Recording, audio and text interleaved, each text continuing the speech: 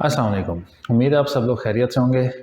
Finally हमारा basic mathematics का section complete हो चुका है, तो अब हम इंशाल्लाह स्टार्ट करने लगे हैं अपना अगला नेक्स्ट चैप्टर। इसलिए मैंने वहाँ पे टॉप पे बेसिक मैथमेटिक्स ख़त्म करके ओ लेवल्स, जीसीई और आईजीसीएसई, जीसीई और आईजीसीएसई दोनों लिखने का मकसद ये था कि ताकि कोई स्टूडेंट ये ना समझे कि ये टॉपिक जीसीई का है या आईजीसीएसई का है। तो ये जीसीई के लिए भी है, आईजीसीएसई के लिए भी है। इवन जो एडेक्सल के स्टूडेंट्स हैं वो भी इस चीज़ को पढ़ लें, क्योंकि उनके सिलेबस में भी है। एक्यूए के स्टूडेंट्स हैं उनके सिलेबस में भी है, और ओसीआर वालों के भी है। एडेक्सल, आईजीसीएसई, जीसीई जो वहाँ पे यूके के अंदर चलता है, जो स्टूडेंट्स वहाँ पर हैं जो उर्दू समझ सकते हैं, जो पाकिस्तानी स्टूडेंट्स हैं, तो वो भी यहाँ पे ये जो मेरा लेक्चर है, ये लेक्चर देख के ये वाला चैप्टर समझ सकते हैं। तो जो चैप्टर ऐसा होगा जो आईजीसीएसई में नहीं है, तो वहाँ पे मैं आईजीसीएसई नहीं लिखूँगा। जो चैप्टर ऐसा होगा जो जीसीई में नहीं है, तो वहाँ मैं जीसीई रब कर दूँगा, जीसीई नहीं लिखा होगा। तो हमारा चैप्टर है नंबर सीक्वेंस। नंबर सीक्वेंस इंतहाई आसान चैप्टर भी है और मुश्किल चैप्टर भी है। इसका क्वेश्चन आईजीसीएसई के अंदर तो तकरीबन 8 to 12 मार्क्स का आता होता है। पार्ट्स होते हैं, एक क्वेश्चन नहीं होता, पार्ट्स होते हैं। 8 to 12 मार्क्स का पेपर 4 के अंदर, जो बड़ा पेपर 130 मार्क्स का पेपर होता है, उसके अंदर 8 to 12 मार्क्स का क्वेश्चन आता होता है। इससे ज़्यादा भी हो सकता है, मैं एक अंदाज़न आपको बता रहा हूँ। और जीसीई के अंदर भी तकरीबन समवट 6 to 8 मार्क्स, 10 मार्क्स तक का भी चला जाता है ये क्वेश्चन। और आता होता है तो ये वाले सारे मार्क्स मुफ्त के नंबर हैं। नहीं समझ आ रहा हो, नहीं आता हो, तो मुश्किल हो जाती है नंबर सीक्वेंस के अंदर मार्क्स स्कोर करना। हमें ये पता है कि दुनिया के अंदर ना हर चीज़ एक सीक्वेंस के अंदर है। ड्राइव करते हैं एक सीक्वेंस के अंदर, सिलेबस पढ़ते हैं एक सीक्वेंस के अंदर, हम अपना सिलेबस एक सीक्वेंस में लेके चल रहे हैं, लेक्चर्स हैं एक सीक्वेंस के अंदर है। इसी तरह नंबर्स की भी एक सीक्वेंस है। हमें पता है 0 से स्टार्ट होता है, 1 2 3 4 5, नेगेटिव के अंदर -1 -2 -3 -4 -5।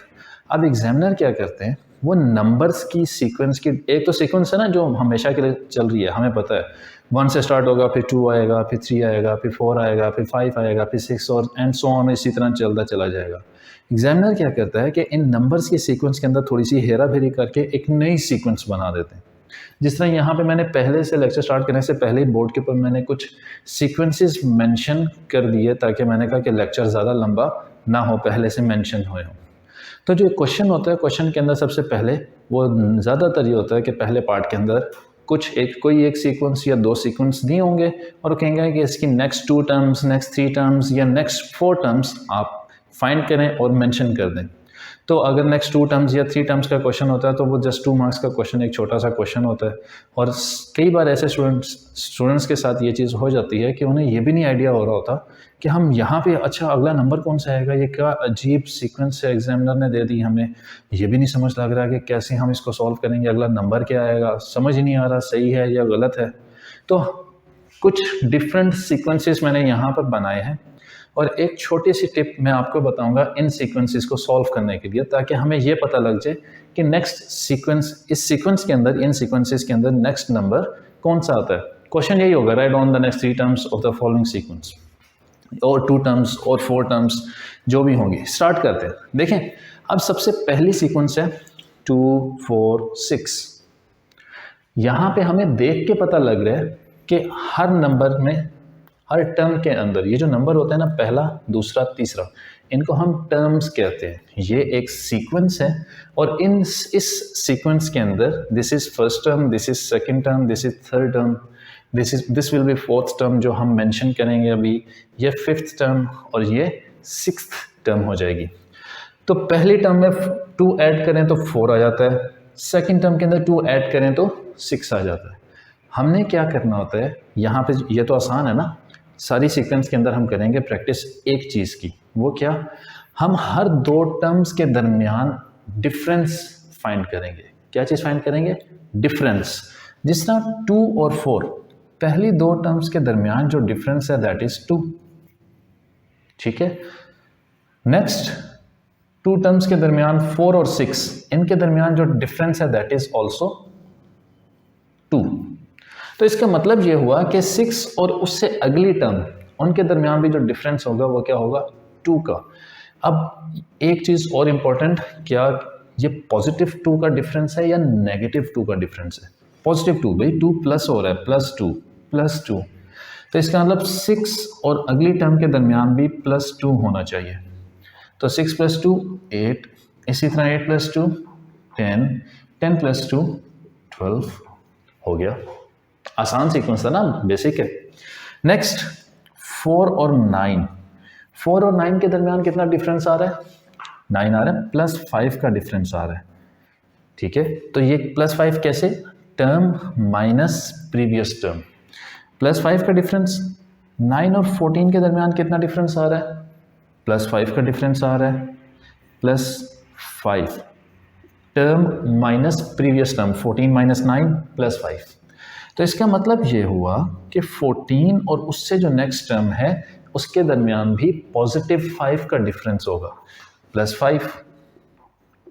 तो +5 हो जाता है आपके पास। 14 + 5 इज 19, 19 + 5 24, 24 + 5 29। ठीक हो गया। नेक्स्ट टर्म लाजमी नहीं है कि यहाँ पे जैसा पहले दो टर्म्स के अंदर जो डिफरेंस था वो एक ही सेम डिफरेंस था। पहली दो टर्म्स के दरमियान भी सेम, नेक्स्ट 2 टर्म्स के दरमियान भी सेम, उसके बाद नेक्स्ट 2 टर्म्स के दरमियान भी सेम डिफरेंस था। यहाँ पे फर्स्ट 2 और टोटल जितनी भी टर्म्स थी सबके दरमियान सेम डिफरेंस चल रहा था। यहाँ पर क्या है, 3 और 7 के दरमियान डिफरेंस कितना आ रहा है? +4 का। 7 और 12 के दरमियान डिफरेंस कितना आ रहा है? +5 का। तो अब जो डिफरेंस है ना, आपने उसको भी नोट करना है। वो डिफरेंस का सीक्वेंस, समटाइम्स ऐसे भी होता है कि एक डिफरेंस का भी सीक्वेंस बन रहा होता है, उसको भी नोट करना है आपने। जैसा देखो यहाँ पे पहली दो टर्म्स के दरमियान कितना डिफरेंस आया? +4 का। नेक्स्ट 2 टर्म्स के दरमियान कितना डिफरेंस आया? +5 का।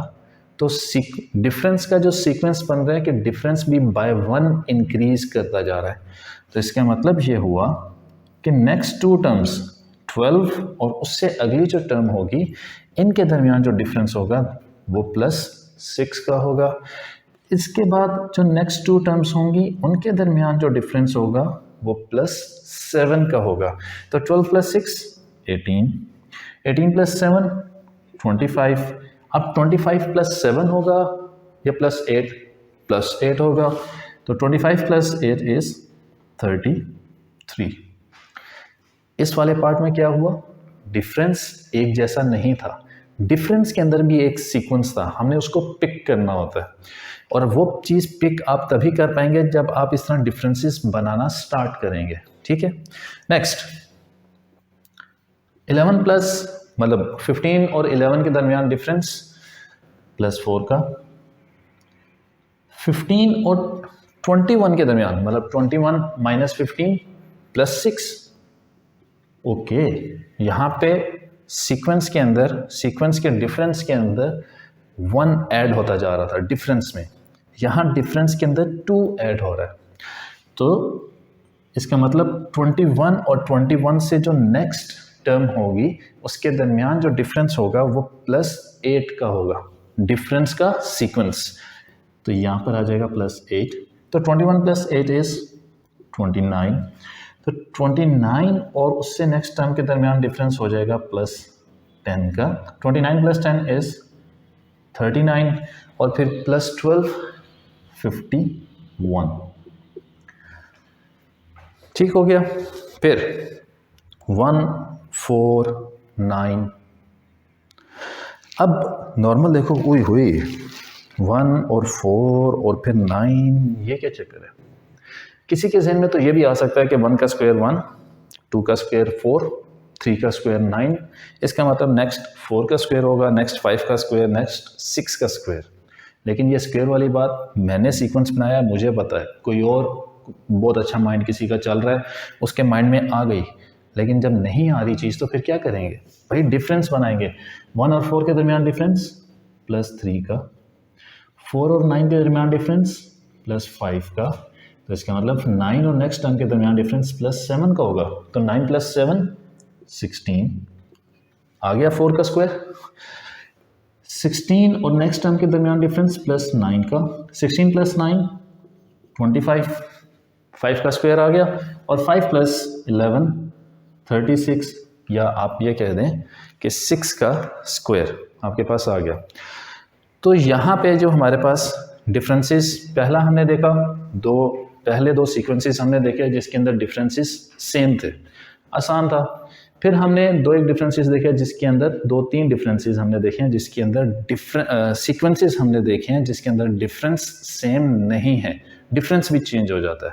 तो जब डिफरेंस भी चेंज हो जाता है तो हमें डिफरेंस नीचे बनाए होंगे, हमने हमारे लिए आसानी होगी तो हम इन आसान से क्वेश्चंस के ऊपर मार्क्स लूज नहीं करेंगे।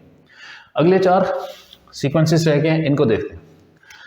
लाजमी है कि क्या हमेशा सीक्वेंस के अंदर कोई नंबर ऐड ही हो रहा हो, माइनस भी तो हो सकता है, नेगेटिव सीक्वेंस भी तो जा सकता है। नेगेटिव सीक्वेंस से मुराद है कि चीज़ माइनस होना। अब 32 और 25 के दरमियान कितना डिफरेंस है? -7 का। 32 में से हम 7 माइनस करें तो 25 आता है।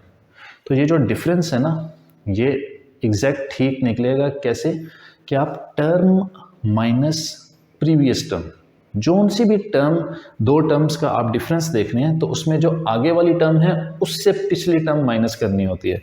जैसा यहाँ पे 4 में से 2 माइनस किया, 9 में से 4 माइनस किया, 7 में से 3 माइनस किया, 15 में से 11 माइनस किया, 4 में से 1, और इसी तरह 25 में से जब 32 माइनस करेंगे हम तो आपके पास -7 आएगा। IGCSE वालों को तो मसला ही नहीं है, कैलकुलेटर है, ठक ठक दबाया बटन, आंसर आ गया। GCE वालों को ज़रा मेंटल मैथमेटिक्स ज़्यादा करनी पड़ती है। इसी तरह 25 और 18 के दरमियान भी -7, तो इसका मतलब अगले 2 नंबर्स के दरमियान भी -7 का डिफरेंस होगा। तो 18 - 7 इज़ 11, 11 - 7 इज़ 4। अब 4 - 7 -3। इस चीज़ से कंफ्यूज ना हो जाइएगा कि ओहो ये तो माइनस में जा ही नहीं सकता। जा सकता है भाई, टेंशन नहीं लेनी। एक और एग्जांपल, 36 - 40 -4, 30 - 36 -6। ओके, तो यहाँ पे जो भी नंबर होगा उसमें से जब हम 30 माइनस करेंगे तो -8 आना चाहिए। तो मतलब 30 में से 8 माइनस करेंगे 22। फिर इसी तरह आगे 22 में से क्या माइनस करेंगे आप? 10, 12, 12 में से क्या माइनस करेंगे? 12, 0 हो गया। ठीक है, माइनस वाले सीक्वेंसेस जो है ना वो आप कोशिश करें कि जितनी टर्म्स आपको चाहिए उतने बना लें, क्योंकि माइनस के अंदर हमें वर्किंग करने की ज़्यादा आदत नहीं होती, तो माइनस में मेंटली कैलकुलेट करते वक्त एरर का चांस ज़्यादा होता है। मेरे से भी हो सकता है। ठीक है, -12।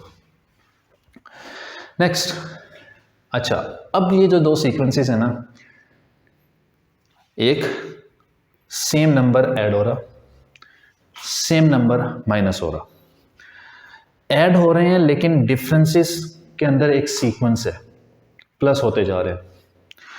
ऐड हो रहे हैं, डिफरेंसेस के अंदर एक सीक्वेंस है, 2 नंबर्स प्लस होते जा रहे हैं। माइनस हो रहे हैं, डिफरेंसेस के अंदर एक सीक्वेंस है, माइनस के अंदर माइनस में इंक्रीज होते जा रहे हैं। ठीक है, ये भी हो सकता है कभी ऐड हो रहे हो कभी माइनस हो रहे हो, ऐड हो रहे हो माइनस हो रहे हो। तो 10 और 16 में देखें तो +6 हो रहा है, और 16 और 12 में देखें तो -4 हो रहा है ना। पहले 6 प्लस हुआ, फिर 4 माइनस हो गया। फिर अगर 12 और 18 में देखें तो दोबारा 6 प्लस हो गया। तो इसका मतलब ये है कि 6 प्लस हो रहा है और फिर 4 माइनस हो रहा है, फिर 6 प्लस हो रहा है, फिर 4 माइनस हो रहा है। तो यहाँ से यहाँ तक 4 माइनस, यहाँ से यहाँ तक फिर 6 प्लस हो जाएगा। 18 - 4 14, 14 + 6 20, 10 + 6 16, -4 12, 12 + 6 18, 18 - 4 14, और 14 + 6 20। आप लोगों ने सीक्वेंसेस के डिफरेंसेस लाजमी बनाने हैं। आप एक और चीज़ भी कर सकते हो, अगर आपको डिफरेंसेस के अंदर मसला आ रहा हो ना, या डिफरेंसेस किस तरह चल रहे हैं, जिस तरह ये वाले डिफरेंसेस, आप डिफरेंस का भी डिफरेंस बना सकते हैं। थोड़े ज़्यादा कॉम्प्लिकेटेड हो जाता है तो उम्मीद इसी के ऊपर इक्तफा करें, इसी पे हो जाएगा। तो इसी तरह 20 + 2 22, और 19 - 22 -3। ऊपर वाला जो सीक्वेंस था इसके अंदर मैंने आपको 4 टर्म्स दे दी थी ताकि आपके लिए ज़रा आसानी हो जाए समझने के लिए सीक्वेंस को।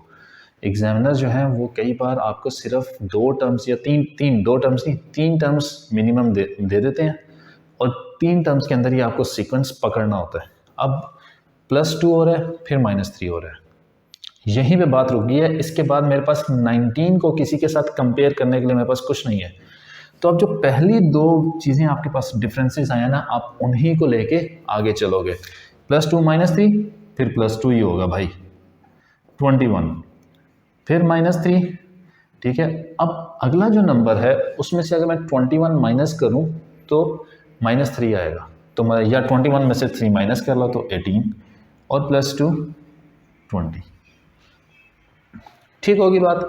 ये था नंबर सीक्वेंस के चैप्टर से। अगर पास पेपर के अंदर क्वेश्चन आएगा तो उसके अंदर पहला पार्ट ये होता है।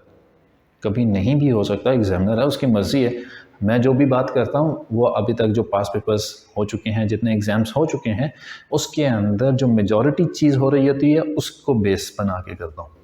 ठीक है, अब हमारे पास पहला पार्ट हो गया, 2 मार्क्स का क्वेश्चन था ये, 2 मार्क्स हमारे कंफर्म हो गए। 2 मार्क्स के बाद जो अगला पार्ट आता होता है उस टॉपिक का नाम है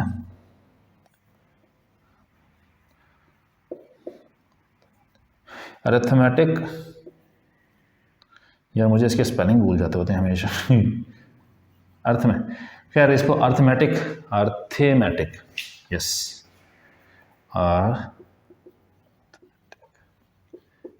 अर्थमेटिक सीक्वेंस। शायद मैंने अभी भी गलत लिखे, ठीक है। अर्थमेटिक सीक्वेंस, अर्थमेटिक सीक्वेंस क्या है? अर्थमेटिक सीक्वेंस हर वो सीक्वेंस है जिसके अंदर जो डिफरेंस है दैट इज कॉमन। जिस तरह यहां पर पहला सीक्वेंस, दूसरा सीक्वेंस और ये वाला सीक्वेंस, ये वाला डिफरेंस कॉमन होगा कि हर 2 टर्म्स के दरमियान जो डिफरेंस है ना वो कॉमन होना चाहिए, वो एक जैसा होना चाहिए। यहाँ पे हर 2 टर्म्स के दरमियान डिफरेंस क्या चलता आ रहा है? 2 का, या अर्थमेटिक सीक्वेंस। यहाँ पे हर 2 टर्म्स के दरमियान डिफरेंस क्या चलता आ रहा है? +5 का, अर्थमेटिक सीक्वेंस। यहाँ चेंज हो गया, अर्थमेटिक सीक्वेंस नहीं है। यहाँ चेंज हो गया, अर्थमेटिक सीक्वेंस नहीं है। यहाँ चेंज हो गया, अर्थमेटिक सीक्वेंस नहीं है। यहाँ पर सेम है, बेशक नेगेटिव है, सेम है, तो ये अर्थमेटिक सीक्वेंस है। तो अर्थमेटिक सीक्वेंस कौन से सीक्वेंस होते हैं? हर वो सीक्वेंस जिसके अंदर डिफरेंस सेम होता है। अर्थमेटिक सीक्वेंस का एक फॉर्मूला है जिसको हम कहते हैं nth equals a plus n-1 into D. ये एक फॉर्मूला आपने याद करना है। ये फॉर्मूला ए लेवल्स में भी यूज़ होगा, ठीक है। जो लोग ए लेवल्स के अंदर मैथ्स रखेंगे वो याद रखें कि ए लेवल्स के अंदर भी ये वाला फॉर्मूला यूज़ होगा। nth equals a plus n-1 into D. अब मैं एक्सप्लेन करता हूँ ये सब है क्या। nth होता है, इसको हम लास्ट टर्म भी कहते हैं या कोई एक स्पेसिफिक टर्म। फिर a क्या है? a होता है first term of sequence, sequence की फर्स्ट टर्म। n क्या है? n is total number of terms. और d क्या है? d आपके पास है कॉमन डिफरेंस। d को मैंने देखें डिफरेंस नहीं लिखा, कॉमन डिफरेंस लिखा। d क्या है आपके पास? कॉमन डिफरेंस, कि भाई ये वो डिफरेंस है जो सब जितनी भी टर्म्स होंगी उस सीक्वेंस के अंदर सबके लिए सेम होगा। अब मैं यहाँ पर एक सीक्वेंस लिखता हूँ, that sequence is 5, 10, 15, 20 and so on. चलता जा रहा है, हमें नहीं पता कहाँ तक जा रहा है, जाता जाए, हमें क्या। अब हमारा सीक्वेंस है। अब इसमें जो सबसे आसान चीज़ें हैं वो तो ये ना, ए डी, जो कन्फ्यूजन होती है ना वो nth और n में होती है। अगर मैं इस सीक्वेंस के अंदर कहूँ कि a क्या है, व्हाट इज़ a, तो आप कहेंगे 5, क्योंकि a क्या है आपके पास, first term of the sequence, तो first term of the sequence is 5। d अगर मैं कहूँ आपके पास क्या है, तो आप कहेंगे d इज 5, क्योंकि दो टर्म्स के दरमियान का जो डिफरेंस है, दो टर्म्स के दरमियान का डिफरेंस दैट इज 5। पर d के लिए आपने एक चीज़ जहन में रखनी है, वो वही बात जो मैं पहले भी कर चुका हूँ। फॉर d फाइंड करने के लिए टर्म माइनस प्रीवियस टर्म, याद रखिएगा ये चीज़, ठीक है, भूलना नहीं। 5 माइनस 10 कर देंगे तो वो -5 हो जाएगा, तो डिफरेंस आपका गलत आ जाएगा। d आ गया आपके पास 5। अब nth और n, ये समझना ज़रा गौर से सुनिएगा। nth का मतलब होता है कोई सी भी एक टर्म, ठीक है। nth टर्म, जब मैं nth टर्म की बात करता हूँ तो कोई एक टर्म की बात कर रहा हूँ। जिस तरह मैं कहता हूँ फर्स्ट टर्म, अब फर्स्ट पोजीशन है इस टर्म की इस सीक्वेंस के अंदर, फर्स्ट टर्म इस सीक्वेंस में क्या है, 5, तो 5 की इस सीक्वेंस के अंदर पहली पोजीशन है फर्स्ट। 10 आपके पास सेकंड टर्म है, सेकंड टर्म इस सीक्वेंस में क्या है, 10, तो सेकंड उसकी पोजीशन है। 15 आपके पास है थर्ड टर्म, थर्ड टर्म आपके पास इस सीक्वेंस में क्या है, 15, और 20 आपके पास फोर्थ, जैसा ये आप nth आ गया ना, फोर्थ टर्म आपके पास इस सीक्वेंस में क्या है, 20, फोर्थ इसकी पोजीशन है इस टर्म की सीक्वेंस के अंदर, लेकिन वैल्यू क्या है, दैट इज 20। तो अब हम ये फॉर्मूला चाहिए क्यों हमने देखना क्यों है, हमने इसलिए देखना है, नेक्स्ट 3 टर्म्स लिख देंगे, नेक्स्ट 4 टर्म्स लिखना है, लिख देंगे, नेक्स्ट 10 टर्म्स लिखनी है, लिख देंगे। अगर कोई कह दे ये सीक्वेंस है आपके पास और इस सीक्वेंस की 150th टर्म फाइंड करें, find 150th term of the above sequence, find the 150th term of the sequence। तो अब क्या आप डैशेस बनाकर 150 डैशेस और बनाएंगे, फिर देखेंगे 150th टर्म कौन सी आती है, बड़ा मुश्किल हो जाएगा भाई ये चीज़। तो उसके लिए हम क्या करते हैं, फिर उसके लिए हम ये फॉर्मूला यूज़ करते हैं। हमने कौन सी टर्म फाइंड करनी है, 150th, nth equals a plus n-1 into D, formula लिखा। अब देखो कौन सी टर्म फाइंड करनी है, 150th, तो आप nth की जगह लिख दें 150th, हमें 150th टर्म चाहिए, nth टर्म चाहिए ना, वो एक स्पेसिफिक टर्म, किस पोजीशन वाली टर्म चाहिए भाई, सीक्वेंस के अंदर जो 150th टर्म है ना वो चाहिए हमें। 150th टर्म इक्वल्स a क्या है, ये आपके पास फर्स्ट टर्म दैट इज 5 आ गया, प्लस n। अब n क्या है, n को हमने लिखा हुआ है टोटल नंबर ऑफ टर्म्स। भाईजान ये तो सीक्वेंस चलता चला जा रहा है, कितने टर्म्स हैं इस सीक्वेंस के अंदर हमें तो नहीं पता। हम फिर क्या करते हैं, हम ये करते हैं, हमने nth को लास्ट टर्म भी लिखा, लास्ट टर्म लिखा ना, क्यों लिखा, अब ये चीज़ आप लोग समझें कि देखें 150th टर्म हमने फाइंड करनी है, तो हम ये कंसिडर करते हैं कि 150th टर्म जो है वो इस सीक्वेंस की लास्ट टर्म। जब हमने ये कंसिडर कर लिया कि 150th टर्म इस सीक्वेंस की लास्ट टर्म है, तो इसका मतलब ये हुआ कि टोटल नंबर ऑफ टर्म्स इस सीक्वेंस के अंदर कितनी होंगी, 150 माइनस 1 इंटू डी, आपके पास कॉमन डिफरेंस विच इज 5, ठीक है। ये जो 150th वाली बात है और टोटल नंबर वाली बात है, एक दफ़ा रिपीट कर रहा हूँ, दोबारा से सुन लें क्योंकि इसके अंदर कन्फ्यूजन होती है। 150th हमने यहाँ पे लिखा, 150th का मतलब ये है कि इस सीक्वेंस के अंदर हमें वैल्यू चाहिए 150th टर्म की। 150th टर्म की वैल्यू अगर हम वैसे डैशेस बना के देखें तो बहुत टाइम लग जाएगा, इतना टाइम पेपर में होता नहीं। ये 2 मार्क्स का क्वेश्चन होता है, तो 2 मार्क्स के क्वेश्चन के लिए इतनी मेहनत कौन करे। 150th टर्म हमें चाहिए, 150th टर्म चाहिए हमें, तो हमने यहाँ पे nth की जगह लिख दिया कि भाई 150th चाहिए। अब टोटल नंबर ऑफ टर्म्स देखना था, तो टोटल नंबर ऑफ टर्म्स तो यहाँ पे सीक्वेंस को देख के तो हमें नहीं पता लग रहा, तो हम nth को लास्ट टर्म कंसिडर करते हैं। मतलब जो टर्म आपने फाइंड करनी है, जिस तरह यहाँ पर 150th टर्म फाइंड करनी है, तो इस टर्म को हम क्या करते हैं, हम लास्ट टर्म कंसिडर कर लेते हैं। तो अगर 150th टर्म एक सीक्वेंस की लास्ट टर्म है, तो उस सीक्वेंस में फिर टोटल नंबर ऑफ टर्म्स कितनी हो गई, 150। तो n आपके पास 150 हो गया। तो कुछ स्टूडेंट्स ये रट्टा भी लगाते हैं, अच्छा मतलब सर nth जो होगा ना वही n होगा।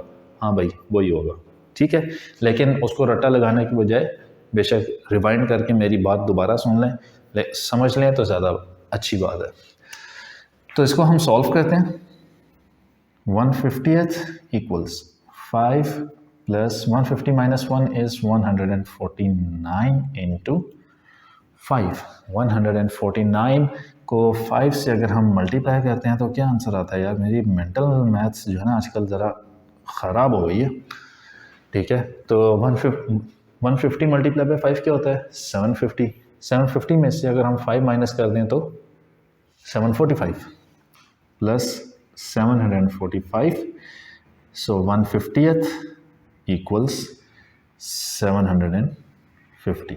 ये आ गया आपके पास आंसर। तो ये हमें ये बताया फॉर्मूला ने कि इस सीक्वेंस की 150th टर्म जो है उसकी वैल्यू 750 है। जिस तरह अगर मैं ये कहूँ कि यहाँ पे 4th टर्म इस सीक्वेंस में जो है उसकी वैल्यू क्या है, तो आप कहेंगे सर 20 है ना, हाँ 20। तो यहाँ पर 150th टर्म की वैल्यू क्या आती है, 750। मैं एक सीक्वेंस और लिखता हूँ, उसको भी हम प्रैक्टिस कर लेते हैं। हमारे पास है 20, 16, 12 एंड सो ऑन। और क्वेश्चन है हमारे पास double arrow, find the 20th term of the sequence.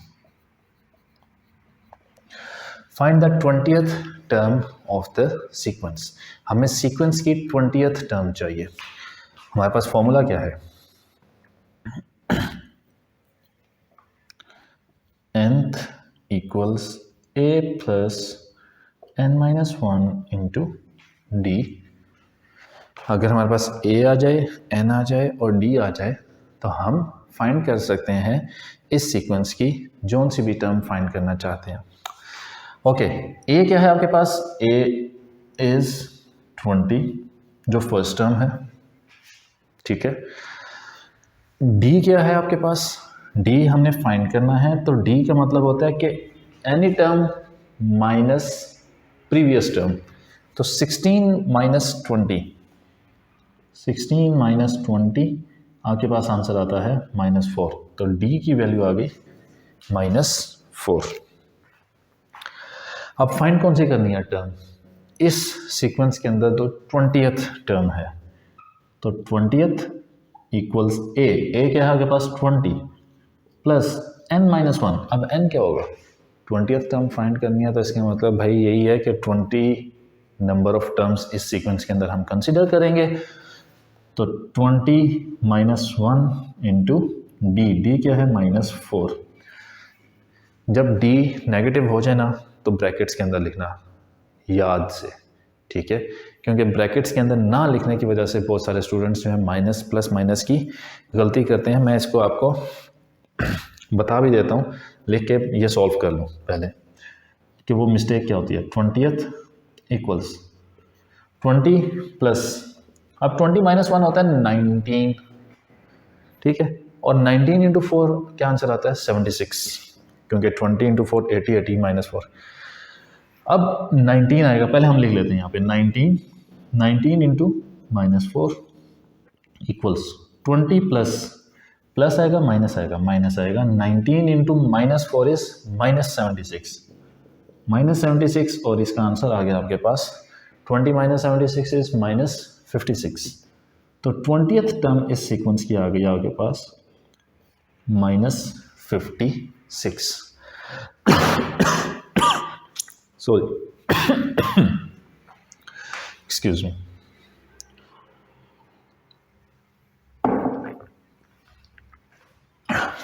Okay, अच्छा, अब वो जो मिस्टेक थी ना जिसकी मैं बात कर रहा था, वो मिस्टेक मैं यहीं पे उसको लिखता हूँ। मिस्टेक क्या थी? मिस्टेक ये होती है अगर आपने ये -4 ब्रैकेट के अंदर ना लिखा। एक मिस्टेक बहुत कॉमन है जो कि मैंने अपने स्टूडेंट्स की पकड़ी है, वो मैं आपके साथ शेयर कर रहा हूँ। तो यहाँ पर आपने लिख दिया, मैं सिर्फ इस वाले पार्ट को देता हूँ कि अगर 20 प्लस 20 माइनस 1 20 माइनस 1 माइनस 4, आपने -4 ऐसे ही लिख दिया साथ, क्योंकि हमने यहाँ पे ऊपर 5 ऐसे लिख दिया था ना, -4 ऐसे ही लिख दिया साथ। अब क्या होगा, 20 माइनस 1 19, स्टूडेंट्स के जहन में ही नहीं रहेगा कि भाई ये जो d है ये इस ब्रैकेट के साथ मल्टीप्लाई हो रहा है। तो -4 को बजाय वो मल्टीप्लाई कर देंगे, वो क्या कर देंगे, उसको -4 लिखा रहने देंगे। 20 माइनस 1 आ गया 19, ओके 19 -4, और ऐसी गलतियां मैंने करते हुए देखा स्टूडेंट्स को। फिर वो 20 प्लस 19 माइनस 4 15, उन्होंने ले लिया 15, सारा कुछ गलत हो गया। समझ गए बात? जब आप पेपर कर रहे होते हैं तो आपके दिमाग के अंदर बहुत सारी चीज़ें चल रही होती हैं। वहाँ पे एग्ज़ाम हॉल का प्रेशर होता है, एग्ज़ाम प्रेशर होता है, पेपर करना है, टाइम का प्रेशर होता है कि टाइम के अंदर कंप्लीट करना है। तो फिर इस तरह की मिस्टेक्स होने का चांसेस बहुत ज़्यादा हो जाते हैं। ठीक है, तो ये मिस्टेक नहीं करनी।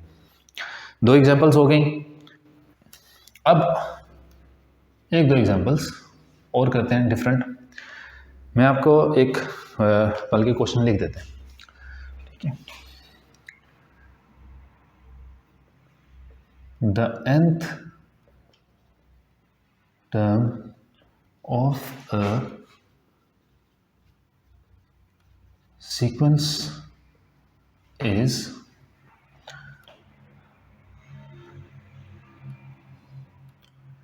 100.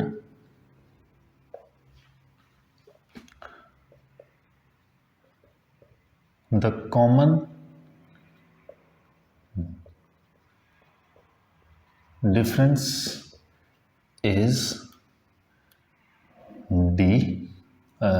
5, not D, 5. nth टर्म आपके पास, या nth टर्म को भी हम चेंज करके इसको हम कह देते हैं the 21st term.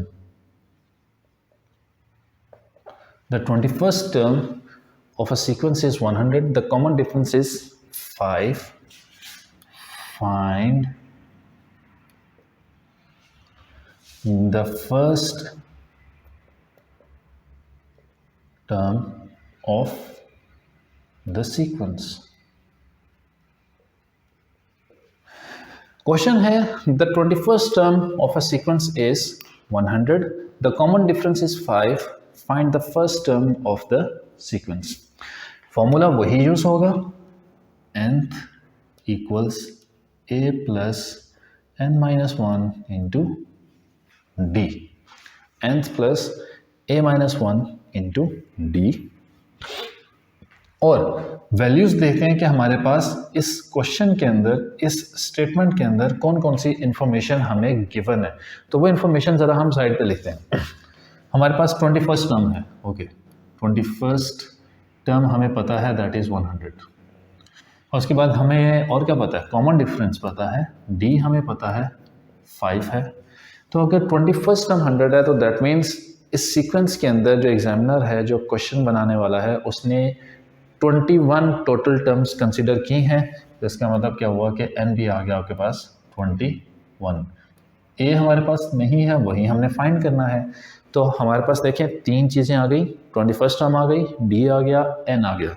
हम फॉर्मूला में पुट करेंगे, हमारे पास a आ जाएगा। nth इज 100 इक्वल्स ए हमने फाइंड करना है 21 minus 1 into D is 5 minus 1 into D is 5। देखें nth की जगह मैंने 21 नहीं लिखा, n की जगह लिखा है। nth की जगह जब आप लिखेंगे तो आपने वैल्यू ही लिखनी है उसकी, ठीक है। 21st नहीं लिख दीजिएगा यहाँ पे, अब क्योंकि आपको 21st टर्म की वैल्यू पता है तो वही आपने यहाँ पर मेंशन करनी है। तो 100 equals a plus 21 minus 1 is 20, 20 into 5 is 100, मैं डायरेक्टली लिख देता हूँ। तो 100 इधर आके माइनस हो जाएगा तो एक आंसर आ जाएगा 0, कि the first term of the sequence is 0। एक और हम यहाँ पे क्वेश्चन सॉल्व करते हैं। The nth term of a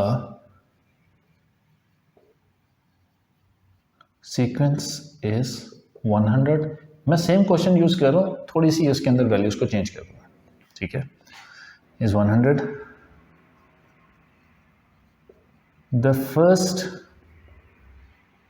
term is 5 and the common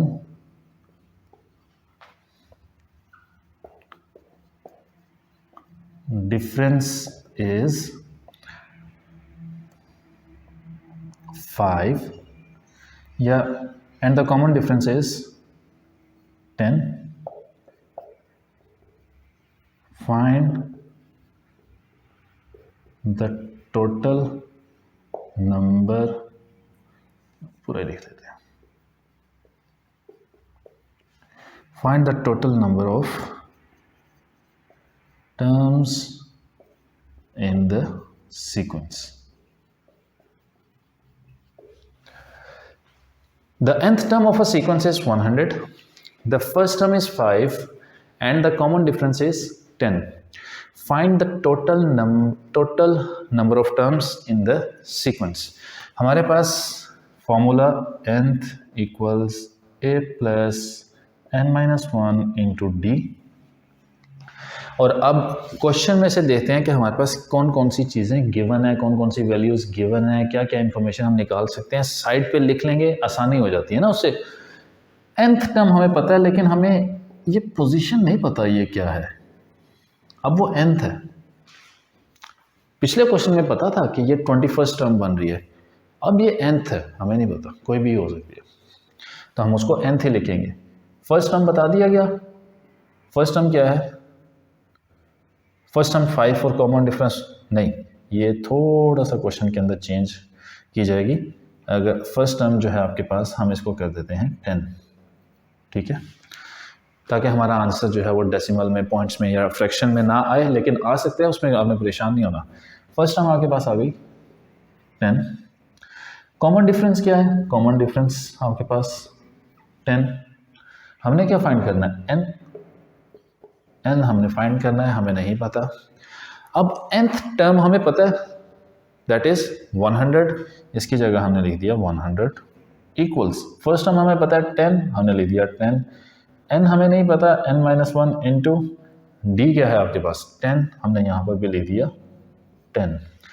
bracket के अंदर लिखिएगा, ब्रैकेट के अंदर लिखिएगा डी को, क्योंकि यहाँ पे डी कई बार वैसे लिख दिया और फिर क्या होता है, स्टूडेंट ये ब्रैकेट ख़त्म कर देते हैं और सिर्फ -1 को डी के साथ मल्टीप्लाई कर दिया, वो भी मिस्टेक हो जाती है। 100 इक्वल्स 10। अब ये पहले n मल्टीप्लाई होगा 10 के साथ, फिर -1 मल्टीप्लाई होगा 10 के साथ, तो n into 10 is plus 10n, -1 into 10 is -10, plus 10 -10 cancel हो गया, 100 इक्वल्स 10n। 10 यहाँ पे मल्टीप्लाई हो रहा है, उधर आके डिवाइड हो जाएगा, n का आंसर आ गया 10। वो यार इस क्वेश्चन के अंदर तो हमारा हर सारी चीज़ें 10 10 10 10 चलती जा रही हैं। First term 10, common difference 10, total number of terms 10 और nth की वैल्यू क्या आ गई आपके पास 100। ठीक हो गया। तो आज हमने अर्थमेटिक प्रोग्रेशन सीक्वेंस जो है उसको हम प्रोग्रेशन भी कह सकते हैं। तो अर्थमेटिक सीक्वेंस का हमने वो भी कर लिया, फॉर्मूला भी देख लिया। ठीक है, हमने साथ उसके काफ़ी सारी हमने टर्म्स भी जो डिफरेंट सीक्वेंसेस हैं हमने वो भी कर ली, उनकी प्रैक्टिस भी कर ली। याद रखिएगा कि सीक्वेंसेस जब भी सॉल्व करने लगे इस तरह के, पहले उनके क्या आपने फाइंड करने हैं, डिफरेंसेस फाइंड करने हैं। डिफरेंसेस फाइंड हो जाएंगे तो फिर आपके लिए नेक्स्ट टर्म्स फाइंड करना आसान हो जाएगा। ठीक है, तो अब नेक्स्ट वाला जो लेक्चर है ना, नेक्स्ट लेक्चर के अंदर मैं कोशिश ये करूँगा कि नंबर सीक्वेंस को कंप्लीट कर दूँ। अब 2 पार्ट्स हम क्वेश्चन के कर चुके हैं। जो पास पेपर के अंदर क्वेश्चन आएगा नंबर सीक्वेंस रिलेटेड, पहला ये वाला हो सकता है पार्ट, जिसके अंदर नेक्स्ट 2-3 टर्म्स फाइंड करनी होती हैं, हो गया। उसके बाद अर्थमेटिक सीक्वेंस का क्वेश्चन वो दे सकते हैं, 2 मार्क्स का ये भी क्वेश्चन होगा, nth टर्म फाइंड करनी होगी या कुछ भी फाइंड करना हो सकता है। हमने सारी प्रैक्टिस उसकी कर ली। अब इसके बाद जो 2 तरह के क्वेश्चंस वो दे सकते हैं डिफरेंट, हम उनकी प्रैक्टिस, उनसे रिलेटेड कॉन्सेप्ट भी और उनकी प्रैक्टिस भी कल वाले लेक्चर के अंदर, मतलब नेक्स्ट लेक्चर के अंदर हम कंप्लीट कर लेंगे। कल इसलिए निकल जाते हैं मुझसे कि नॉर्मली क्लासेस के अंदर कल ही वर्ड यूज़ होता है, तो नेक्स्ट लेक्चर के अंदर हम उसको कवर कर लेंगे। ठीक है, तो फिर 2 ही लेक्चर्स के अंदर हम इंशाल्लाह नंबर सीक्वेंस को कंप्लीट करके साइड पे करेंगे। नेक्स्ट लेक्चर तक के लिए मुझे दें इजाज़त, अपना ख्याल रखें, अल्लाह हाफ़िज़।